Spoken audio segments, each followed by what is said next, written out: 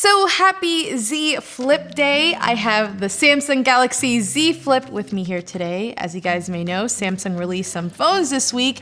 I got a chance to check out the S20, S20 Plus, and S20 Ultra, and I actually did a video on that. So check that out, linked below over here too if you haven't seen that yet.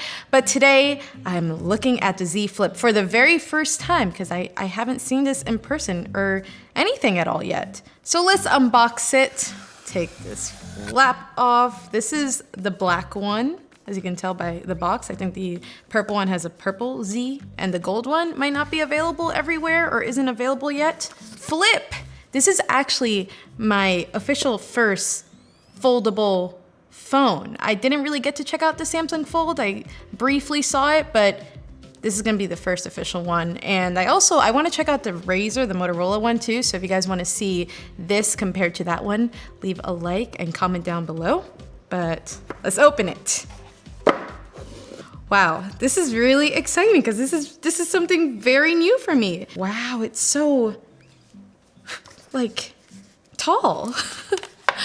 Here it is. I'm just gonna put this to the side and see what else is in the box, but this is it. Wow, it's like a lot thinner and taller than I thought it would be. Like I thought it'd be more like clunky and bulky, if that makes sense. Got a flap, our AT&T SIM, the charging brick, nice and black. We have our USB-C adapter, no headphone jack, in case you're wondering. But I do see AKG earbuds, always a nice little Samsung touch, and USB-C to USB-A charging cable. And that's it. Here it is. Let's take off the plastic. Oh my gosh, why does this feel, wow. I was not expecting it to be this sleek. Oh man, I'm gonna power it on right now, but this is just such a, if you haven't like folded a phone before, this is such a weird feeling. That's so crazy to see the words like folding. It really like, wow, I thought it was gonna be a lot more like thick and it's not. Oh, wait. Whoa, it shows the logo there when it's powering on. One thing I do notice right off the bat is that the crease is definitely there. Like there's no going around it, you definitely see it. The light just bounces off of it no matter what light you're in. Like I said, I didn't really get to spend that much time with the Galaxy Fold, but that did have a lot of issues when it first came out, and this is definitely supposed to be built better, and from what I can see, it seems like it. Like you don't really see any opening at all in by the folding mechanism, and also, there's like barely a gap in between that fold. Like there's a tiny bit there, and that's mostly so that you don't slam the glass together, because this is actually glass. It's not like plastic, it's actual folding glass. And when you close it, the ends of the phone slap together, but there is like that space in between just so you don't ruin the glass, I guess. So we're all set up and the screen is looking beautiful, is vibrant, colorful, 6.7 inches and OLED. Obviously Samsung displays always look really good, but the beauty with this one is that you're getting a big screen, but with extra portability since it folds in half. And I don't know, how do you guys feel about that? Is it worth the extra hassle having to deal with that crease in the display and also the extra step of folding the phone just for more portability?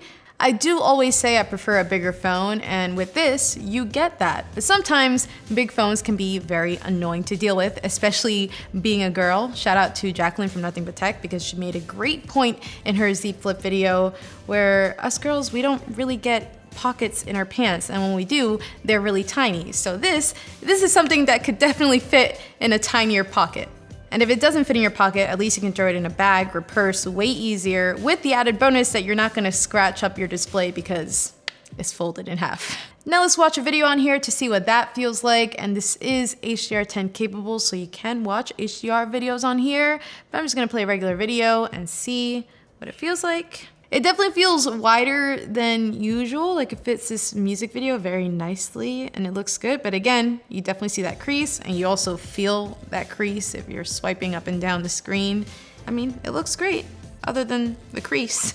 Now naturally, since Samsung released a whole S20 lineup this week, I feel like there's gonna be a lot of questions whether you should pick up an S20 or the Z Flip, and I feel like they're just two very specific different use cases because all around the S20 is the better phone since there's better cameras, better battery, and with this you're getting two key things, a lot of portability and something that's just unique and different.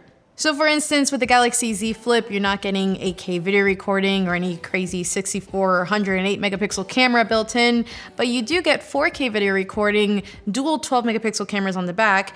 And since this does fold, something that Samsung was actually pitching with this is that since it folds, it can act as a tripod. So of course, we gotta try that out. So let's go into the camera app and see. Selfie? Oh yeah. What's also really neat is that once you fold it, it splits the viewfinder to the top half, so you're not having to look at the bottom awkwardly. It's just all in the top half of the fold. Wow, let's take a picture. Oh wait, can I do the cheese? Or is it the 5? Yes, there we go. Cool. You can also do video as well. Here's the first video that I'm recording on the Z Flip. That's really handy for like if you're live streaming or a video call. How many times has your arm been dead from holding up your phone during a video call? A really long one, at least. Also, when it's in selfie mode, it really feels like a makeup mirror in a way. Like I can just pull out my lipstick. Bring this up and just touch up. I feel like a lot of people are gonna make fun of if you're not doing your makeup. It seems like you're doing your makeup in a way. On the flip side, this would also be really handy for the rear cameras. If you're taking a group photo, draw on that self timer, put the phone somewhere, and you're good to go. And another little handy camera tip with this phone that I was seeing around is that the screen in the front can act as a viewfinder as well. When you launch the camera, double tap, and there's a viewfinder there. So you can take a picture, cheese, and there we go. Guess you just gotta make sure you center yourself because it does take the whole photo, even though you don't see the whole photo in that little mini viewfinder. So I didn't really know what to expect when checking out this phone, but it's definitely a lot cooler and just more useful than I thought it was gonna be. Let me know what you guys wanna see covered in the full review, but something that I'm especially excited to try out is to use the phone in its tripod mode and combine that with night mode, which should be awesome. It's definitely pretty pricey, almost $1,400. So it's a very specific phone for specific people, especially if you're really into tech. But overall, there's definitely better phone options out there for the money. I feel like most people wouldn't buy this. My mom definitely wouldn't. But if you want something that's a little more out of the box and just more of a luxury novelty item, I feel like this is perfect for you. But like I said, definitely let me know in the comments what you want to see in the full review. Subscribe and stay tuned, coming soon. Thanks for watching, and I'll see you guys later.